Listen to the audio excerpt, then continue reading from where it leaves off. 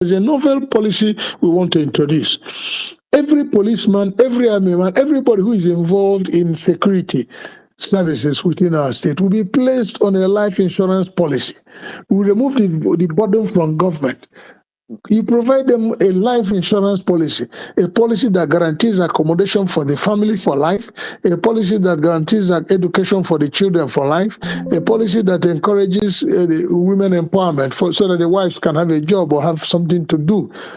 It may interest you to note that if a policeman dies in the course of duty, his family will be ejected from the barracks after 30 days. If you are the policeman, will you put your life on the line? You will not, because you know the consequence of such. But if your future is guaranteed to a reasonable extent, we may not be able to provide all your needs.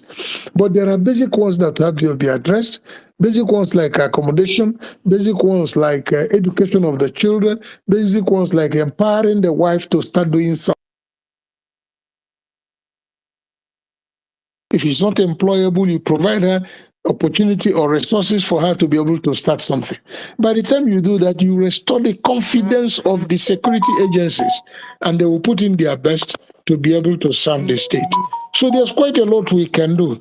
And then you now go back and look at how do you stop generating the personnel that is used in these services. You now look at the issue of youth employment.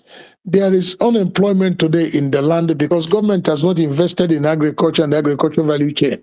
Our leader often says that we must come out from being a consumptive nation and look at production being a productive nation. It's also applicable in the states. We must invest in agriculture. We must create a scenario where we invest in the agricultural value chain, because apart from feeding ourselves, it will provide us an opportunity to employ our teeming graduates. By the time we do this, a lot of people will be busy. And I don't mind it's a devil's workshop. So we must make sure that our young men who are being churned out of the universities are not idle minds. We must provide jobs for them. And again, we must tinker with our educational curricula. I have said it time and time again. We must de-emphasize certificated education. We must invest in vocational education. We must invest in craft. We must invest in training, so that every graduate, be it secondary school graduate or be it university graduate, must have a skill. So that if there's no white collar job, you employ yourself. You work on your skill and be able to be an employer of labor. So we must look at all this. It's kind of interconnected. There is none you can do without the other. So if you address the issue of insecurity satisfactorily, it's going to impact very positively on the other aspects of governance. Then you look at our health situation in our state today. What we have is not what it should be. That's why a lot of us are surprised, because the governor made a lot of promises in this regard. But up to today, nothing tangible has happened. Why can't we have primary health centers functional in the 179 communities of the state? It provides us an opportunity to even employ our young graduates in the medical profession. Why can't we have that? Why can't we develop a three-cornered medical system? That's what I call it in my manifesto. We dedicate Anambra North for orthopedic, we dedicate Oka Central for mother and child, we dedicate South for internal medicine that has to do with all these other sicknesses. If you do that, you build specialist hospitals. If there are hospitals already existing, you expand them, bring them to modern standards, fund them, equip them properly, so that you can address the issue of medical tourism. Why can't other states come to our state for medical tourism? Why must we have to go overseas for things that can be done here? So there's quite a lot we think we want to do to change the narrative. We have talked about developing the IT sector, building IT hubs in the 3 senatorial zones of the state, building IT centers where people can be trained. Because we're in the modern century, we have entered we're in the 21st century, and then we need to get our people to be key into the IT age, so that we can play a significant part in the new era of AI. So we need to get our people involved. We need to provide the enabling environment. One thing you can give to the Anambra man is that we're not lazy. The Anambra man requires only government support. If the government creates the enabling environment, the Anambra man will thrive. We are not people that are not serious-minded. Average Anambra man is a very serious-minded person who is determined to succeed. What you need to do is to provide them the opportunity. Look at power. Fortunately, power has been deregulated. Why is Anambra State coming late? Where states like Enugu have gone far in the issue of power generation and distribution. Central government has deregulated it. So any state can now set up their own standards, set up their own agenda. You must not build big power stations. Go to Japan. There are small power stations you can copy. You can bring them here to put power stations. We can do community power stations. It can never be too much. And by the time you set it, what our people require is every day, every hour light. 247, we provide them with electricity. And the moment we do that, we also will encourage production at various levels. And our people will be engaged. So there's quite a lot. I will make available, like I did before, I have made available a copy of our manifesto because we have a 12-point agenda, which we want to judiciously follow from day one. We are coming into this election fully prepared. We don't have a waiting period. We just come in and we start doing what we have told our people we will do. I have every confidence that by the grace of God, with a team we are going to assemble, because Anambra State has an abundance of human resource that we can tap into.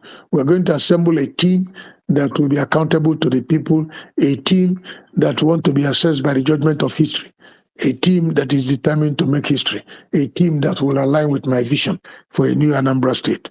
And I believe strongly we can achieve it. Thank you. Thank you very much, sir. Thank you very much, sir, for sharing with us your vision for Anambra State. Mercy, I would like to open the floor for questions. So I would transfer the session to Mercy and David to help coordinate questions for our candidate. Mercy, are you there? I'm here. Oh, okay, sorry. Okay, sorry. Okay, I think Mercy is not Yes, there. Yes. no, I'm here. I'm here. Okay, thank you so much. Thank you, Dr. George. You made a very wonderful, convincing speech. So, we would like to hear from people and would like to open the floor for questions. Before the questions start, please. Right now we have a lot of requests for people who want to ask questions. So we are going to keep it as brief as possible, 1 minute max for our questions. So, Dr. George, if you don't mind, I'd like to go first with the question. So my question is, You're welcome. can you hear me, sir? Yes, I said you're welcome. Go ahead. Okay, my question is on governance and leadership credibility, values and integrity. What values will anchor your administration?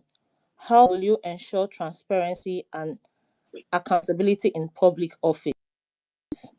That's the first question. So I don't know. I have like 3 questions at the roll if you're jotting it down so I could just take it through once. You take the 3 questions. Okay.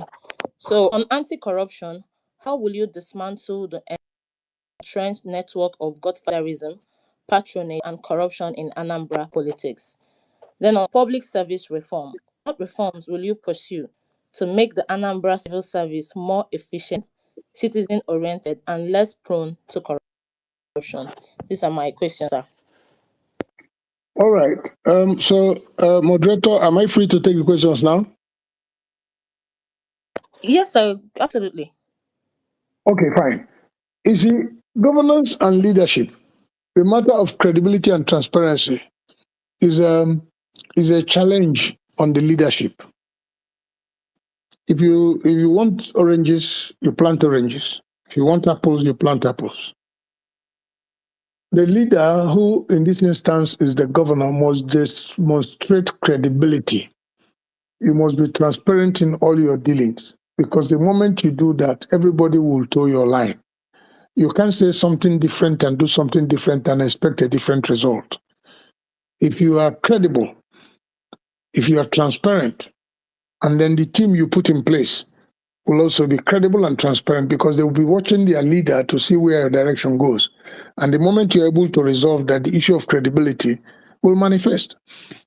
See, when you run a transparent system, that's the beauty of it all.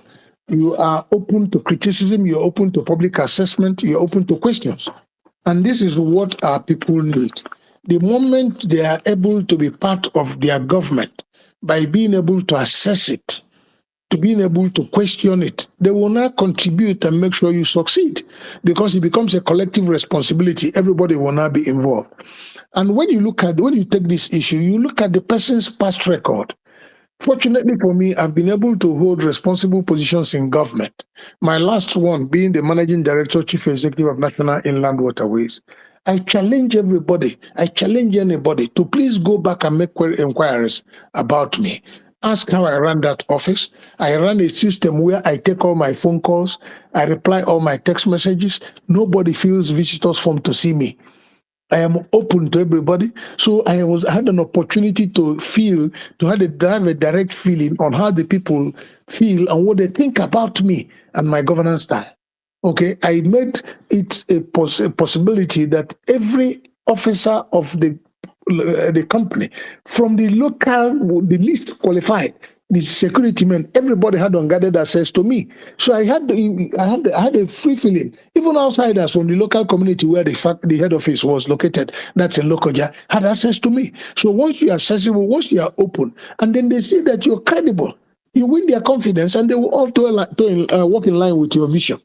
So for me, I agree with you. That's what I intend to do. That's the kind of thing I want to bring to the governance of Anambra State. I will make the government open. I'll make it accessible.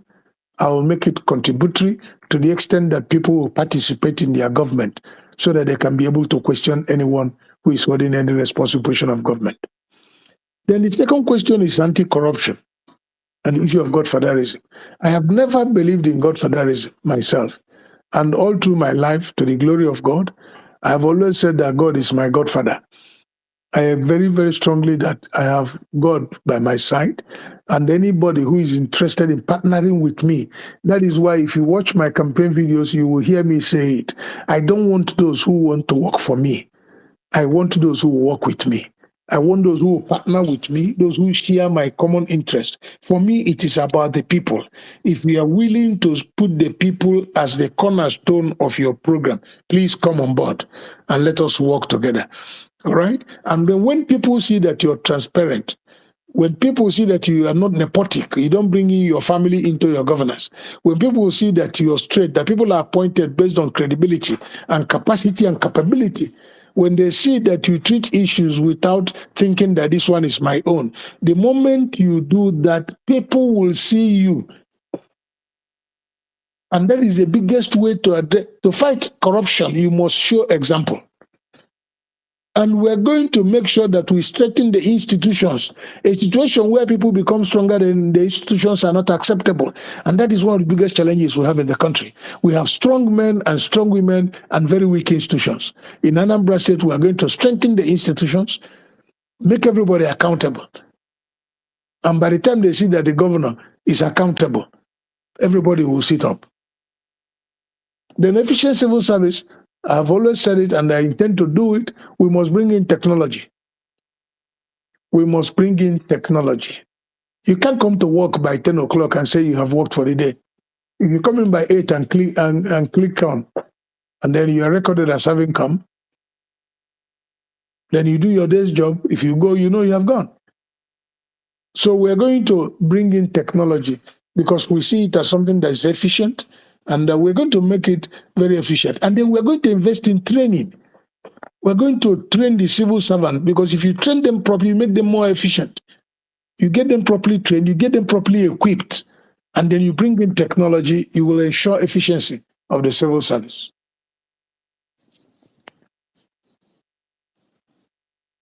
Oh, Okay, thank you. okay. So we're going to take more questions from people. Yeah, go ahead. So we have Ogaranya. Ogaranya, Okay, yes, Century, Ogaranya, you have the floor to 1 minute. ask your question. Century, can you hear me? I can hear you. Okay, 1 minute, please. If you want to ask questions, just raise your hand so it'll be very orderly. And remember, we are limited to 1 minute each. Thank you. Thank you very much. So Ogaranya, you have the floor to ask your question. 1 minute, please.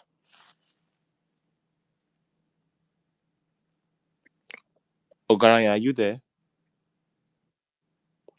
Also, if you're from Anambra State, please would encourage you to request the mic so that you can ask your candidate a question? Ogana, you're not there. Nelson, can you hear us?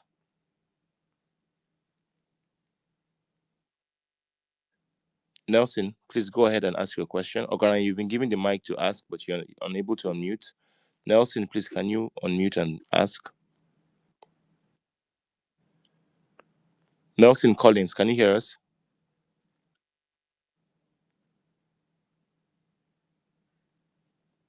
Yes, Messi, am I yes, the only one? yes, I Yes, can. Nelson, please go ahead. All right. Thank you very much for this wonderful opportunity. I just want to ask the governor aspirant two questions. Number one is, we all understand unemployment and youth frustration are rising in Anambra. So beyond speeches, beyond less suspicion, what is your concrete plan to transform Anambra young population into wealth creators rather than job seekers? Like the plan to make them into wealth creators, not just job seekers. This is my number one question. My number two, if for any reason, if for any reason you cannot fulfill a major promise in your manifesto, will you openly admit failure to the people and take responsibility? Or you will shift the blame like other government we are saying in APC, they always blame their current predecessors? That's my second question. Thank you. All right, thank you very much. I will. The first question is about issue of unemployment and youth empowerment. How do we get it off our back? I have said it. We must create the enabling environment to engage the youths. There are opportunities that are bound, but the point is that you have to make it. Government has to make it available. For example, I used agriculture as a case study, and I said that by the time government invests in the agricultural value chain, jobs will be created. You can empower youths by giving them opportunities, providing them the required resources to manifest their potentials. I also said that we are going to tinker with the education curricula to the extent that everybody will have a skill. And the moment you have a skill, you provide them with the seed funding. These young men and women will do exceedingly well. If you identify their potentials, you support them, you encourage them, be it in IT, be it, there are many things you can get them involved in, providing them the enabling environment, and they are going to succeed. So we have that intention. I don't believe in, like somebody, the other few days ago, somebody in the Federal House of Representatives, let me say his name, did empowerment, and what he provided was wheelbarrows for his people. I don't know what he intended when he was giving them wheelbarrows, whether for them to be truck pushers or whether I just don't know. Let me not talk about it. But I felt very disappointed that is the way we are thinking. But I think that we should do a lot more by way of empowering the youth. And you see, government must think out of the box. You cannot run university programs where you know that, for example, at the end of this year, 50,000 young men and women will graduate and have certificates. What do you intend them to do? Because government cannot employ. The opportunities in government in terms of employment is limited. It is the private sector that employs. And in a situation like we have in Anambra State, where the private sector is shutting down, where the government has not been able to attract one foreign investment, then there is a problem. So what you need to do is to think out of the box. How do you strengthen the private sector? How do you create the enabling environment for that area to grow and be stable? Because the moment they keep growing, they will be attracting people out of the challenge they have.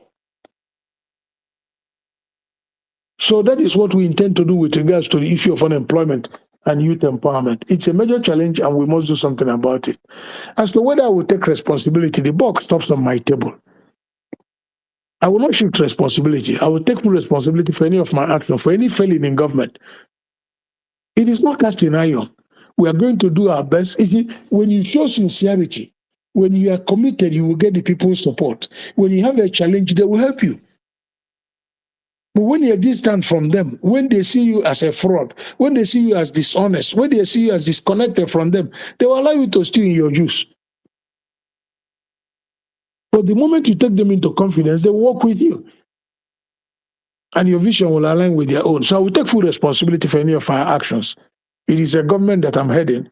So if anything goes wrong, I should be able to take responsibility. If it goes well, I should also be able to take the credit. Because what you will hear is Moghalu's administration while he was governor of the state. Nobody will call you a commissioner and nobody will call you a predecessor. And as far as I'm concerned, government starts from the day I take over, not what happened behind my back. I won't waste my time. I'm in the state resources going to look at what has happened in the past.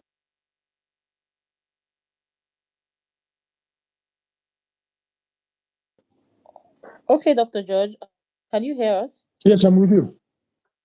Okay, because we have a lot of requests and a lot of people on queue, so we're thinking if we could take 5 questions on a row and you give answer to all of them. That's fine. What do you think about It's okay with me. Okay.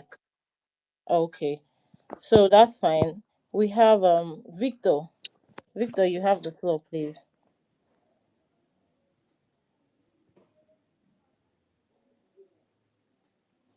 Okay, if Victor is not available, Valerie, can you? I'm available. I'm trying to sort out my network. Okay, sir. Thank you. 1 minute, please.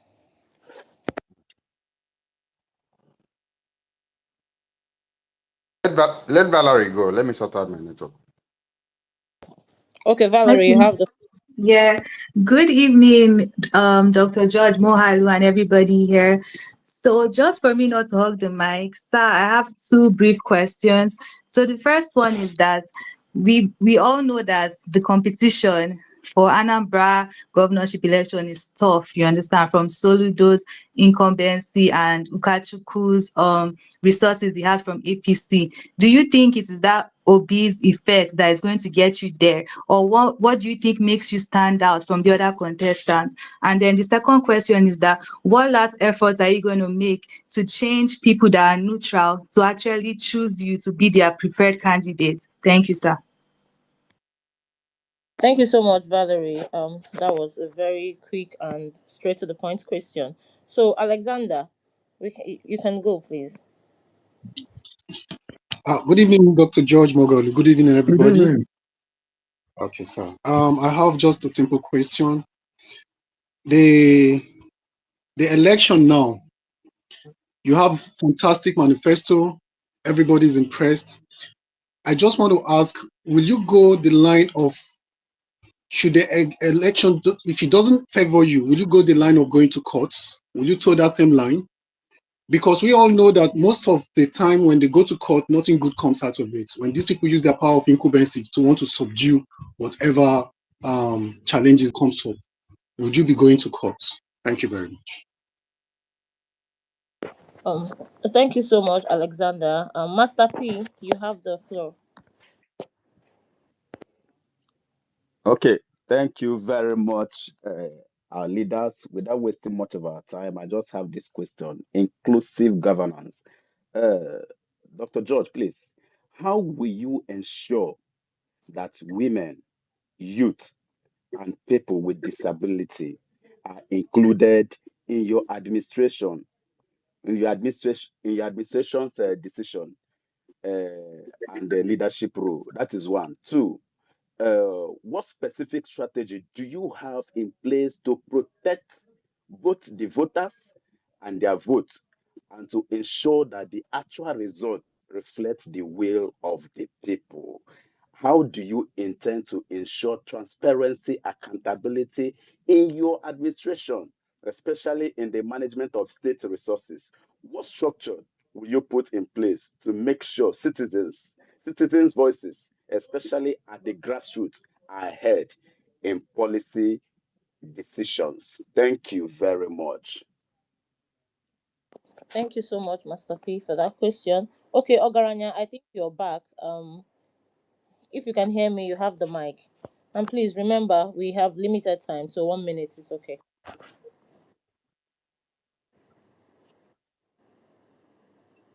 Ogaranya, are you there? Can you hear Okay. me? Yes, we can hear you. All right. Good evening, Dr. George. Good evening. Yeah, I've known you from your time in NIWA. Thanks for the good work you've done in NIWA. You've raised a lot of people to who they are today, and some of them are the current government. So thank you very much for the work you've done. Now, I want to come from a different perspective. Because by election, I will use Igbo a little bit so they understand where I'm coming from. Now, this is a very serious election. It's a message. It's an election that is not just because of for winning sake. Election that the current government wants to use to point fingers or put fingers into the eye of our principal Peter Obi. So I'm going to be very direct on some very, very critical issues. Now, let's go down to the grassroots. Election is local. It is grassroots election. How are you going to fight what is going on or what the ABGA is putting up in the state, the machinery of the state? I will start by from one. I raised this issue before some days ago, that currently there is a conspiracy between INEC and the ruling party in the states. I'm very factual in what I'm saying. And the strategy is this.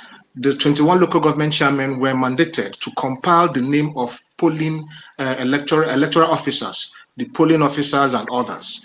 And what the local government chairman simply did was to go back to the list of electoral officers that were used to execute the last 2024 local government elections in the state, because those ones were coached to deliver the elections for the state or for the ruling party in the state. And that list, as I speak, has been compiled successfully without challenge. Are you aware of this? If you're not aware, then you should be aware now that the rigging has already started, even before the election before the election date has come true.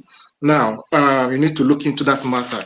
Number two, I want to ask another question. There was something I read about a judgment on order from the Enugu Federal High Court, Enugu, trying to, I think, barring you from parading yourself as a candidate of the Labour Party in this election in the state. Has that issue been resolved? The Federal High Court ruling or order. So I read it somewhere, and I raised this issue some time ago. Has that issue been addressed? If it's not, please, if it's true, has it been addressed? If it's not true, please debunk the rumor if it is a rumor. Now, number three, I can tell you for free that the ruling party and the state government has marshaled out a whooping 400 million in the last time I checked for each local government for vote buying.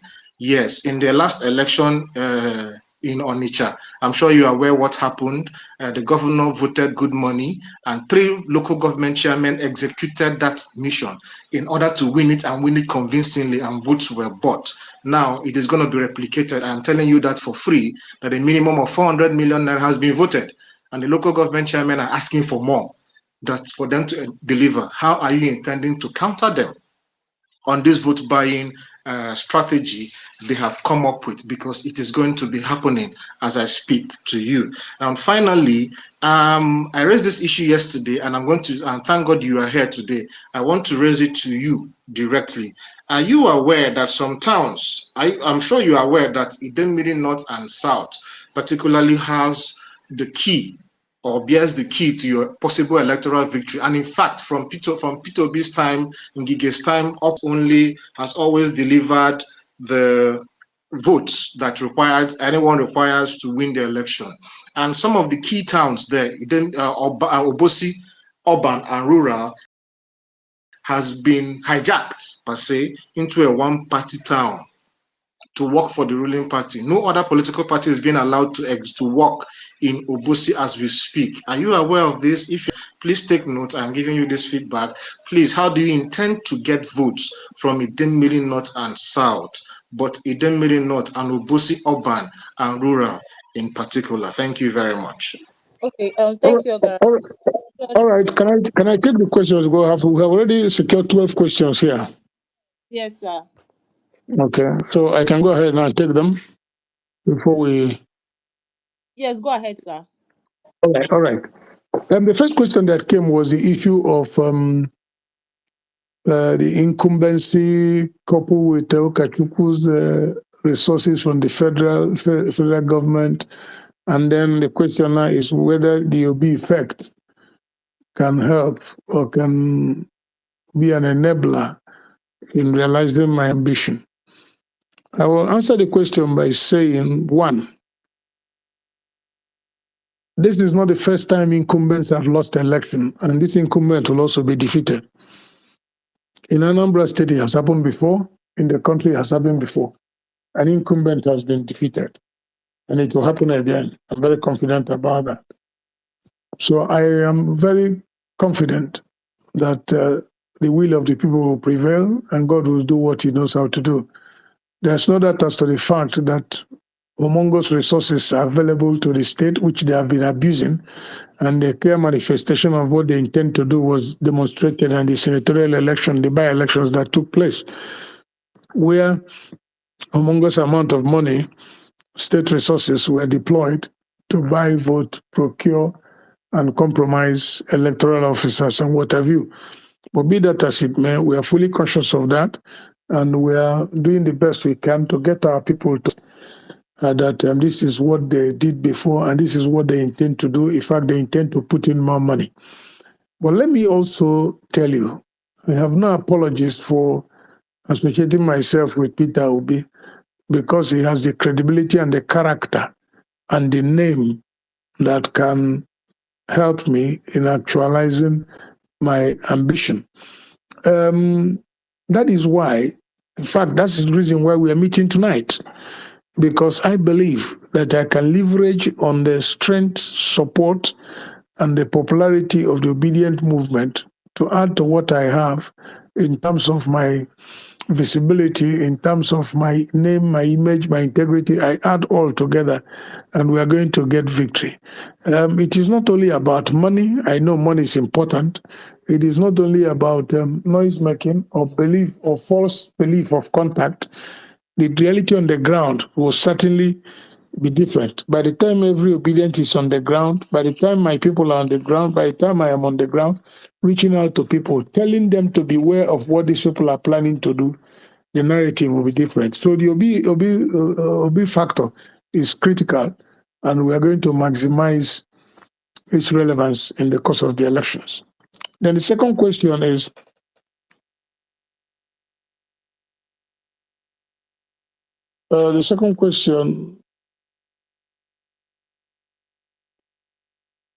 okay, then the second question is about what do I do to convince the neutral persons and make them believe, see me as their choice. That is exactly the essence of campaign, and that is exactly the essence of getting the obedience involved, like we have involving other groups of persons. What we are doing is to go around to market ourselves, to present on the Anambra what we intend to do for them, to plead with them to give us an opportunity, trusting us that we will not betray their confidence, assuring them that we will not let them down, that we're going to do that which is expected of us. So we are going to continue doing that until the last day that campaigns will stop. We'll keep talking to the neutral persons who have not made up their mind as to the area they want to go. At the end of the day, we believe very strongly that doing that which we are supposed to do and doing it right, that we're going to win the confidence of these neutral persons. All right, the next question is whether I was going to challenge the election, whether I was going to go to court. I will rather wait for them to take me to court. That will be my first reaction. However, we must understand one fact, that at times going to court, if you don't win in the court, it also helps in getting people to understand what should be done. It is necessary, but in this time around, can assure you by the grace of God that won't take anybody to court, but they will take me to court if they desire. I'm very confident about that. Then as to inclusive governance, yes, if you look at our political demography, you will find out that the women and the youth play very critical roles. In terms of voting population, their strength is quite enormous and cannot be ignored. And that is what influenced my decision. Don't forget that the running mate I chose is a woman. Okay, and I also believe that the women have capacity, they have ability, and if you look at the positions of responsibility that are given to a lot of them, they discharge it well. Okay, so we're also going to involve the youths. You look at my campaign structure today, there is the youth directorate standing on its own, dealing with youth affairs. When a lot of young men and women in our country today have done very well for themselves. Okay, these are people who I believe very strongly, if we give them the opportunity for them to work, they are going to do well. As for people with disability, I can assure you they will have a place in government. They will certainly be involved. Being disabled doesn't make them unable to do things that is expected of them. I have made that promise in the course of my campaign. I've engaged them. I have talked with them. I've assured